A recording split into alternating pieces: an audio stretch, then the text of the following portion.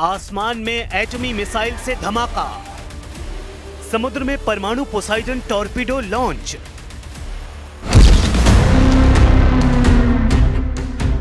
बम बारूद से 4 साल से चल रहे युद्ध का सबसे खौफनाक राउंड शुरू हो गया है।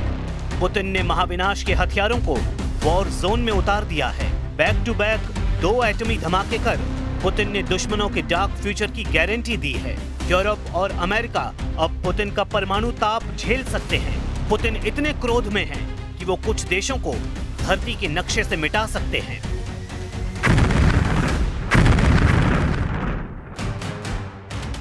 ये है एटमी टॉर्पीडो पोसाइडन। ये है पुतिन का नया परमाणु हथियार। ये है दुनिया दहलाने वाला एटमी लड़ाका। ये है ट्रंप का कलेजा कंपा देने वाला धमाका।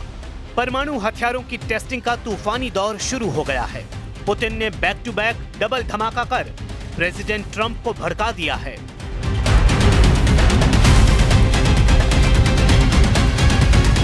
पुतिन की परमाणु चुनौती को कबूल करते हुए ट्रंप ने ऐलान किया है कि अमेरिका दुनिया में सबसे ज्यादा और विनाशकारी एटमी जखीरा जुटाना शुरू कर चुका है। मतलब ये कि अब अमेरिका रूस में एटमी टकराव को कोई टाल नहीं सकता है। ये दुनिया सबसे विनाशकारी युद्ध के कगार पर आ चुकी है। एटमी हथियारों की सनक का फाइनल राउंड पुतिन के 2 परमाणु परीक्षण से शुरू हो गया है। महज 8 दिन के अंदर पुतिन ने 2 परमाणु हथियारों के विस्फोट से दुनिया दहला दी है।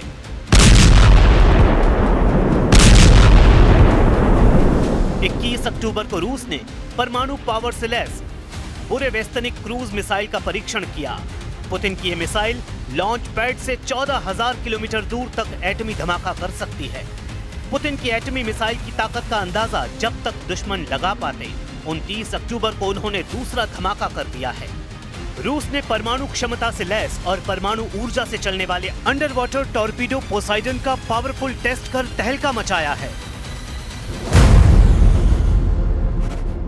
पुतिन की परमाणु पावर के डबल होने की जानकारी मिलते ही ट्रंप तिलमिला गए हैं। बुसान विजिट के बीच ही उन्होंने ऐलान कर दिया कि अमेरिका के एटमी कारखाने एक्टिव कर दिए गए हैं। ट्रंप ने पुतिन को धमकी दी है कि अमेरिका सबसे ज्यादा और शक्तिशाली परमाणु बमों का गोदाम बनाना शुरू कर रहा है। They seem to all be nuclear testing. We have more nuclear weapons than anybody. We don't do testing. You know, we've halted it many years ago. But with others doing testing, I think it's appropriate that we do also. Any details around the testing, sir? Like where, when? It'll be announced. You know, we have test sites. It'll be announced.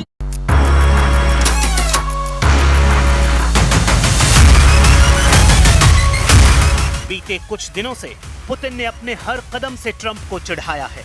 Putin ने Trump से Ukraine युद्ध पर किसी भी deal से साफ इनकार कर दिया है।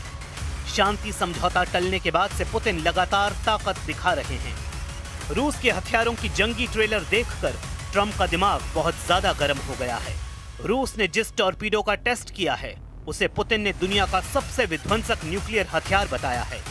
यहां तक कि रूस की शैतान मिसाइल से भी ज्यादा विनाशकारी है पुतिन की torpedo. But that's not all.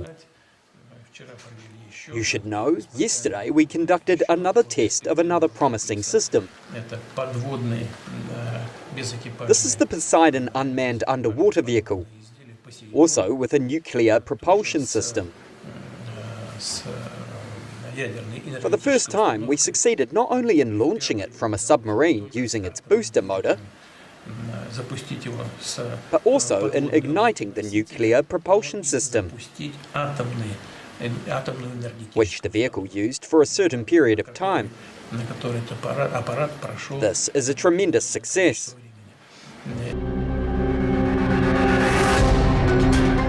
सबसे डरावनी बात यह है कि एक बार अगर पोसाइडन का ट्रिगर दब गया तो फिर सर्वनाश होने से कोई रोक नहीं सकता है।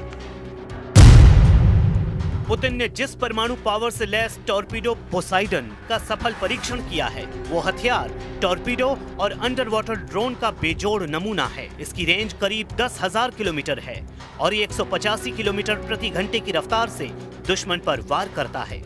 पोसाइडन लगभग 20 मीटर लंबा, 1.8 मीटर व्यास वाला और 100 टन वजन का है। इसमें 2 मेगा टन का वॉरहेड हो सकता है। इसकी पावर इतनी ज्यादा है कि इसके विस्फोट से रेडियोएक्टिव लहरें बन सकती हैं, जिससे समुद्र किनारे के शहर रहने लायक नहीं बचते। पुतिन ने बताया कि पहली बार यह हथियार पनडुब्बी से लॉन्च किया गया। पुतिन ने दावा किया है कि रूस की सबसे विस्फोटक मिसाइल सरमट SSX-29, जिसे नेटो फोर्स शैतान नाम देती है, उससे भी विनाशकारी है टॉर्पीडो पोसाइडन। Мощность Посейдона значительно превышает мощность даже самой нашей перспективной ракеты межконтинентальной дальности «Сармат». Такой в мире нет, как «Сармат». И у нас он еще на дежурстве не стоит. Скоро появится на дежурстве. Но «Посейдон» значительно превышает «Сармат» по мощности. И кроме того, по скоростям и по глубинам движения этого беспилотного аппарата.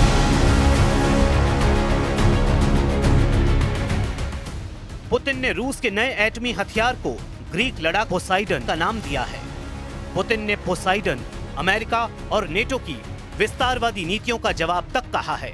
पुतिन ने पोसाइडन की सबसे अहम खूबी इसके हमले में लगने वाली टाइमिंग को बताया है। प्रेसिडेंट ने दावा किया है कि पोसाइडन से दुश्मन पर हमले के लिए महज कुछ मिनट या सेकंड का वक्त लगता है। Вы делаете то, что делают ваши боевые товарищи, наши бойцы, офицеры. Это важнейший отдел, которым занимается сейчас страна, обеспечивает свою безопасность, безопасность наших людей на длительную перспективу. Но не менее важно то, что мы за решением вот этих важнейших текущих проблем все-таки не забываем и о совершенствовании, укреплении нашего стратегического потенциала. Тоже слышали наверняка, совсем недавно была испытана. एटमी हमला कई घंटे, दिन और हफ्तों की तैयारियों के बाद ही मुमकिन हो पाते हैं, लेकिन रूस ने अब ऐसा हथियार बना लिया है जिससे पुतिन कुछ सेकंड में दुश्मनों को भस्म कर सकते हैं।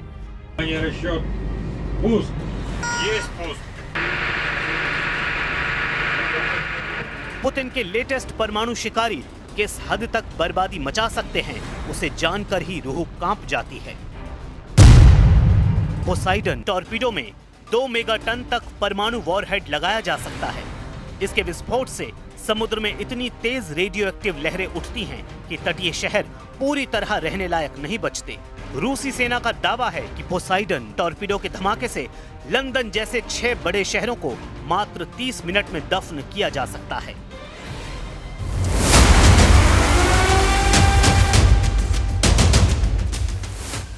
आसमान और समुद्र में परमाणु हथियारों का टेस्ट कर चुके पुतिन अभी रुकने के मूड में नहीं हैं।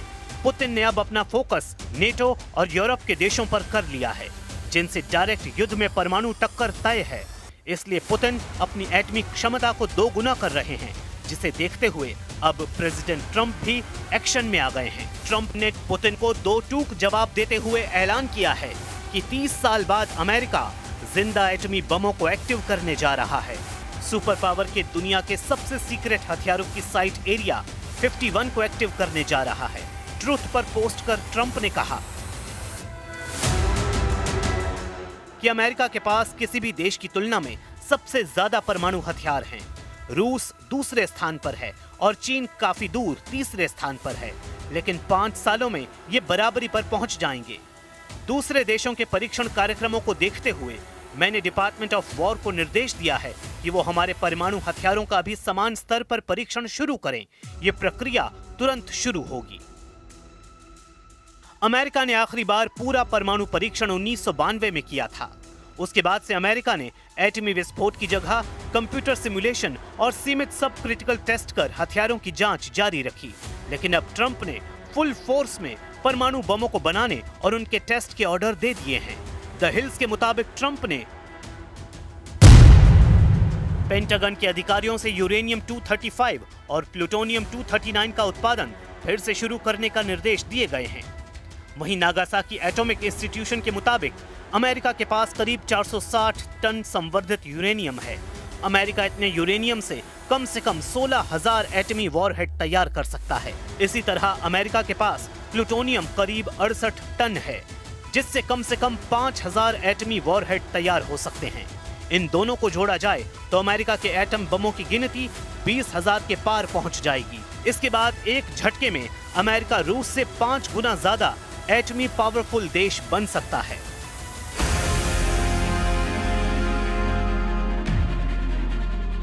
एक एटम बम बनाने में औसतन 25 किलो संवर्धित यूरेनियम की जरूरत होती है।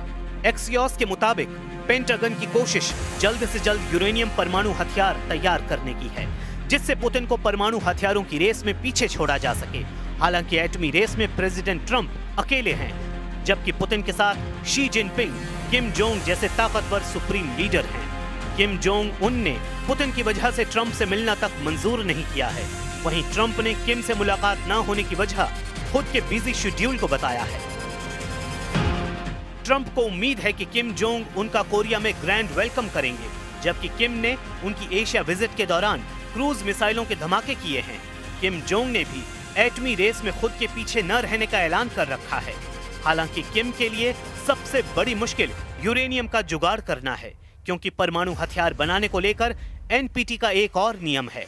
इसके तहत परमाणु हथियार के लिए बाहर से कोई भी मुल्क यूरेनियम और प्लूटोनियम नहीं खरीद सकता है। मतलब ये कि अगर किसी को नए सिरे से एटमी हथियार बनाने हैं तो उसके पास खुद का यूरेनियम और प्लूटोनियम होना चाहिए।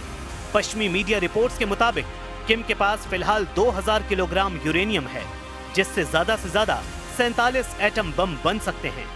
लेकिन ये बात तय है कि किम के सारे एटम बम पुतिन के काम आएंगे।